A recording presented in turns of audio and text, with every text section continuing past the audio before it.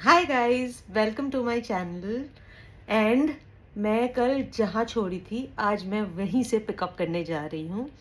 तो कल मैंने आपको ये बताया था कि मैं क्लासिकल सिंगर हूँ, मैं क्लासिकल डांसर हूँ।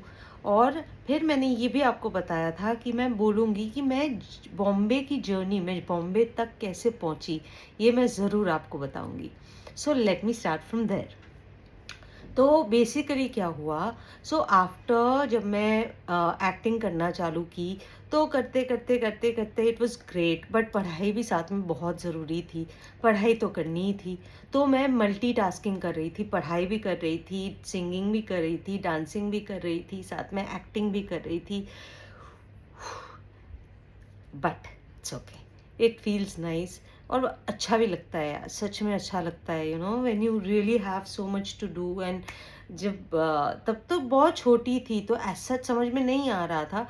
बट या इट वाज फन, मतलब मज़ा आ रहा था। मम्मी साथ में थी, हम लोग जा रहे थे, कभी इधर जाते थे शूट करने तो कभी उधर जाते थे शूट करने। That was like very interesting for me. तो उसके बाद की जर्नी मैं आपको आज बताऊंगी। सो वो करते करते फिर धीरे धीरे जब टाइम गया उसके बाद मैंने डिसाइड किया कि ठीक है, मैं हाई एजुकेशन में और मैं क्या कर सकती हूँ।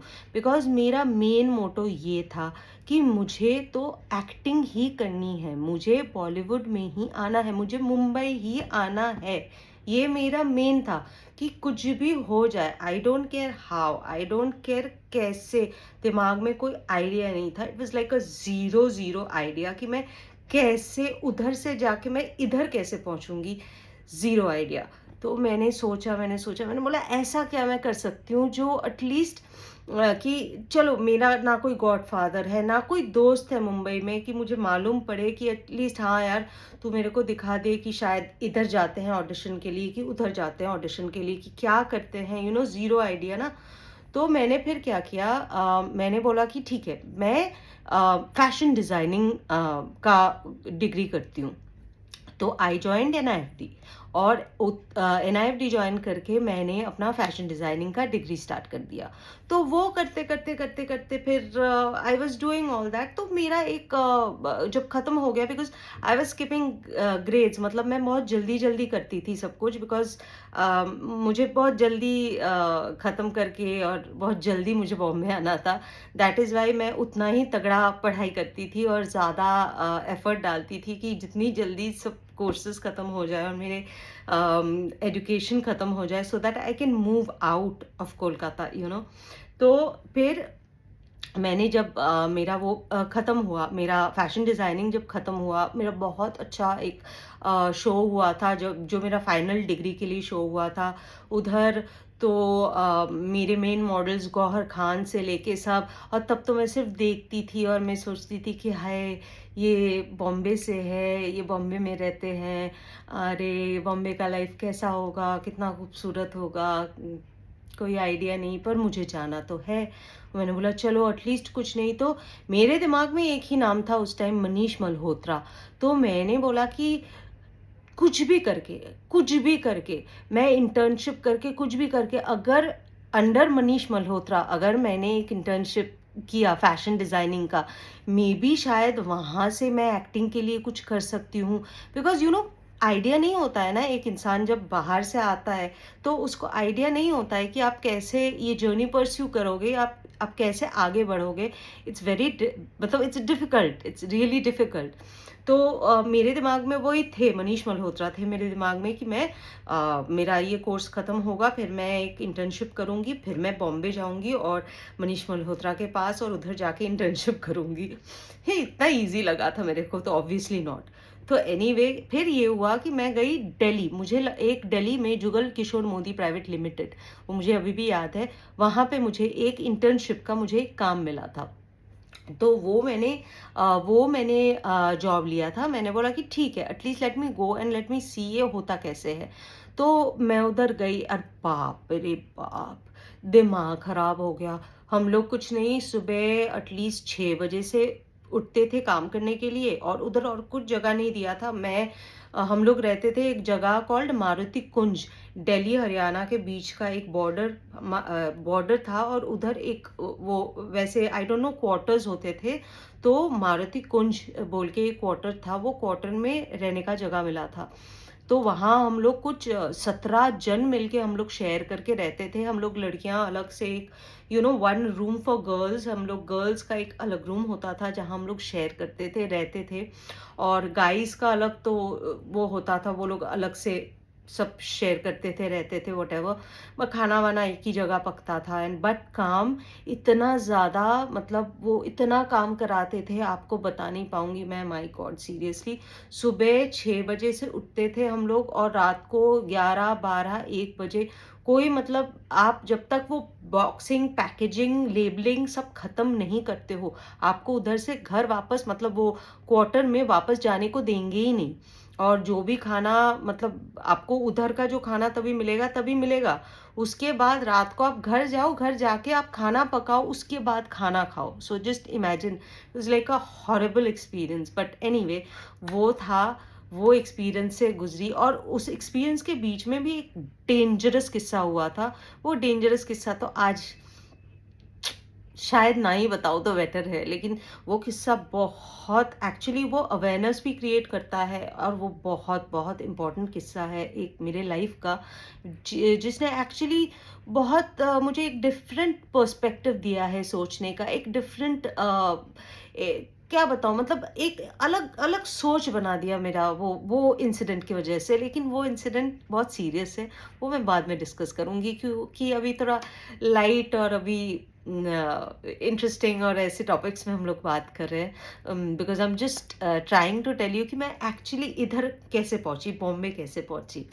तो एनीवे फिर जब मेरा ये ख़त्म हुआ, वो दिल्ली का इंटर्नशिप जब ख़त्म होने के बाद, मैंने बोला कि मैं नहीं और कर पा रही हूँ, मेरा हालत ख़राब हो रहा है। फिर मैं वापस कलकत्ता गई, फिर वापस जाके मैंने मम्मी ने देख के बोला कि अरे यार, तू तो कंकाल हो गई, तू तो लग रही है ऐसे सुकड़ी, पता नहीं कैसी लग रही है, तू तो लग ही नहीं रही है कि तू है, तू कुछ और ही लग रही है। तो तू क्या इतना काम कर रही है, क्या कर रही है कि it's better you don't go. तो मैंने बोला कि अच्छा ठीक है, मे बी मैं उधर नहीं जाऊंगी, बट मुझे कहीं और तो जाना पड़ेगा ना, मुझे कुछ तो करना पड़ेगा इसके बाद। तो वापस से क्या करूँ, वापस से वही रास्ता कि बॉम्बे कैसे पहुँचूँ, बॉम्बे तो नहीं पहुँच पा रही हूँ, क्योंकि कोई कनेक्शन है ही नहीं बॉम्बे में। तो सोचती रह गई मैं। फिर मुझे याद आया कि एटलीस्ट मम्मी ने मुझे बोला कि अंकल है मेरे एक अंकल दिल्ली में रहते थे, तो और वो फोटोग्राफर थे। तो मम्मी ने बोला कि तू एक काम कर, तेरे को अगर ट्राई करना है तो तू एटलीस्ट दिल्ली जा, दिल्ली में ट्राई करके देख, अगर कुछ उधर कुछ होता है, दिल्ली में कुछ मिलता है तेरे को अपॉर्चुनिटीज़ या कुछ। तो मैंने बोला कि अच्छा ठीक है, उधर एक राखी ब्रदर भी थे मेरे। तो मैंने बोला अच्छा ठीक है। तो कुछ सोचा नहीं, कुछ नहीं, मैं निकल गई दिल्ली। अब दिल्ली तो चली गई, और and touchwood, and guess what, touchwood तो नहीं है, सॉरी, वो टचवुड एकदम गलत चीज़ है। मेरी उंगली टूटी हुई थी उसके पहले। ये वाली जो उंगली आपको दिख रहा है ना, ये वाली ये देखो, मैं मुट्ठी बंद करूंगी ना, ये मेरा मुट्ठी क्लोज ही नहीं होता है, ये देखो, मेरे को ऐसे दबाना पड़ता है ऐसे, तो जाके मेरी मुट्ठी क्लोज होएगी, नहीं तो अगर मैं ऐसे नॉर्मल करके ऐसे करूँ ना, मेरा ऐसे होता है, क्योंकि मैंने फिजियोथेरेपी किया ही नहीं। ये देखो, ये पूरा ना, ये मेरा टूट के ना ऐसे निकल गया था, ऐसे पूरा बाहर निकल गया था। इट वाज बहुत खराब, किसी ने धक्का मार दिया था, मैं ऐसे गिर गई थी, मैं पूरा टूट के बाहर। तो दिल्ली जा रही हूँ ट्रेन में, पूरा मेरा ये बैंडेज था, पूरा टेप किया हुआ था हाथ ऐसे, फुल टेप। तो इसीलिए फिजियोथेरेपी नहीं कर पाई, क्योंकि मेरा उधर ब्रेक हो गया। तो ये पूरा टेप करके एक हाथ मेरा, वो भी राइट हैंड, आधा चल रहा है आधा चल रहा नहीं है। और मैंने बोला कुछ भी हो जाए, मेरे को जाना है। तो मैं तो दिल्ली पहुंची भाई। दिल्ली एक पीजी से दूसरा पीजी, दूसरे पीजी से तीसरा पीजी, समझ में नहीं आ रहा है। फिर मेरे अंकल ने बोला कि अच्छा ठीक है, मैं तेरे फोटोज, एक तो पहले पोर्टफोलियो बनाना पड़ा मेरे को दिल्ली में एक पोर्टफोलियो बनाया मैंने, अंकल ने एक वो करके दिया था। तो मैंने एक पोर्टफोलियो बनाया था, फिर वो पोर्टफोलियो से मैंने उधर दिल्ली में थोड़ा बहुत मैंने काम किया, लाइक मैगज़ीन कवर्स किए हैं मैंने, काफ़ी सारे मैगज़ीन कवर्स किए हैं मैंने। मैंने म्यूज़िक वीडियोज़ किया है, मोस्टली प्रिंट एड्स तो मैंने भर-भर के किया है दिल्ली में, काफ़ी। कुछ एंकरिंग के भी शोज़ किए थे उधर और काफ़ी सारे मतलब दिल्ली में। बट दिल्ली में मैं सिर्फ थी 3 महीना, उससे ज़्यादा मैं रह नहीं पाई उधर। मैं कालका जी में थी उधर दिल्ली में, मुझे याद है। मैंने उधर एक रेंट पे लिया था, एक बहुत बड़ा-सा घर, like it was like a 2 BHK ही था, बट दिल्ली और दिल्ली का एरिया एंड दैट स्पेसेस ना बहुत बड़ा, ह्यूज। तो वो घर में लगता था, और एक लड़की थी मेरे साथ, एज अ पीजी मेरे साथ वो रहती थी। तो हम दोनों के लिए वो तो महल जैसा घर हो गया था। But whatever, and the rent was very cheap, seriously. It was 4,500 for a महल वाला घर, मतलब क्या ही बताऊं। सो और कालका जी is not that bad of an area. कालका जी के आजू बाजू काफ़ी कुछ था, लाइक ऑब्वियसली 6 बजे के बाद तो मैं नहीं निकलती थी, दैट इज़ फॉर श्योर। जो मेरा काम होता था मैं सुबह ख़त्म करती थी, and I used to make sure कि मैं शाम, मतलब 6 बजे के पहले मैं घर आ जाऊँ, फॉर सेफ्टी रीजंस ऑब्वियसली। तो उधर मैंने काम किया, और उधर काम करते करते सडनली मेरा ऐसा ही लक हुआ कि मेरी जो पीजी वाली रूममेट थी, वो उसने मुझे बोला उसका कोई राखी ब्रदर है जो जानते हैं पहलाज जी को, पहलाज निहालनी जी को। तो मैंने बोला अरे पहलाज जी तो अच्छा ठीक है। तो वो बोले कि चलो मिलने चलते हैं, तो मैं गई मिलने, जस्ट क्योंकि एक दोस्त के थ्रू के था, तो वो इनफॉर्मल था, काफ़ी इनफॉर्मल। तो मैंने जाके नमस्ते प्रहलाद जी, ये वो। तो प्रहलाद जी ने बोला कि तू इधर दिल्ली में क्या कर रही है?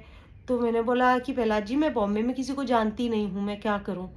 तो प्रहलाद जी ने बोला कि नहीं, तू इधर दिल्ली में तेरा कुछ नहीं हो सकता, तेरे को काम करना है ना प्रॉपरली, तेरे को सीरियल करना है, मूवी करना है, कुछ करना है, तेरे को कुछ भी करना है, तेरे को बॉम्बे आना पड़ेगा, तेरे को दिल्ली में कुछ नहीं होने वाला। तो मैंने बोला कि अच्छा ठीक है, तो अभी बॉम्बे में जाऊंगी तो रहूंगी कैसे, कहाँ कोई है नहीं, फिर क्या, अगेन सेम प्रॉब्लम ना। लेकिन इस टाइम ये हो गया था कि प्रहलाद जी ने बोला था कि नहीं, तेरे कुछ टाइम के लिए रहने का इंतजाम मैं, मेरे एक बातचीत करके, मैं, तू अपना रेंट पे कर देना, कुछ कर देना, बट थोड़ा तेरा मैं कर देता हूँ उधर। तो ये जो मेरी फ्रेंड थी जो पीजी वाली, उसके साथ में लेके मैं, उफ, मैंने एक बैग पैक किया दिल्ली में।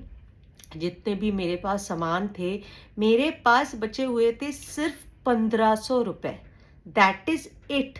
उससे ज़्यादा मेरे पास 1 रुपया नहीं था एक्स्ट्रा, नथिंग। मैं स्लीपर क्लास में, क्योंकि टिकट भी कंफर्म नहीं था, कुछ कंफर्म नहीं था।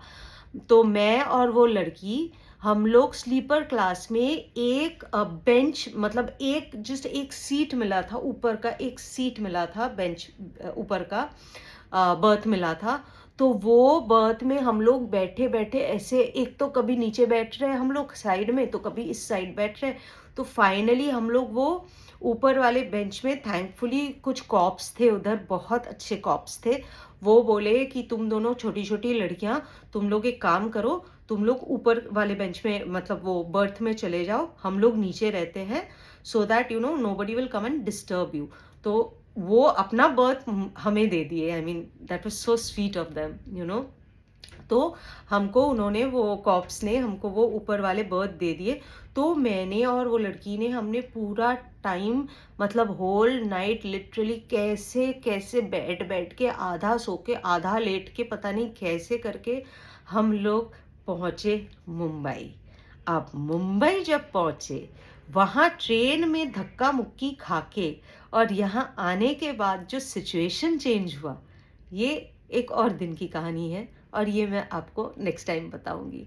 सो प्लीज़ सब्सक्राइब, बेल बटन दबाइए, प्लीज़ प्लीज़ कमेंट कीजिए, please interact with me, and I will give you more interesting stories. और ये तो अभी जस्ट शुरुआत है, क्योंकि इसके बाद स्टोरीज भी होंगे, और मैं बहुत कुछ दिखाने वाली हूँ, मैं ट्यूटोरियल्स भी देने वाली हूँ, और मैं आपको बिहाइंड द सीन्स भी दिखाने वाली हूँ। ये अपना चलता ही रहेगा। So please follow me, please subscribe, please please please bell button दबाइए, और मेरे साथ इंटरैक्ट भी कीजिए। Thank you so much.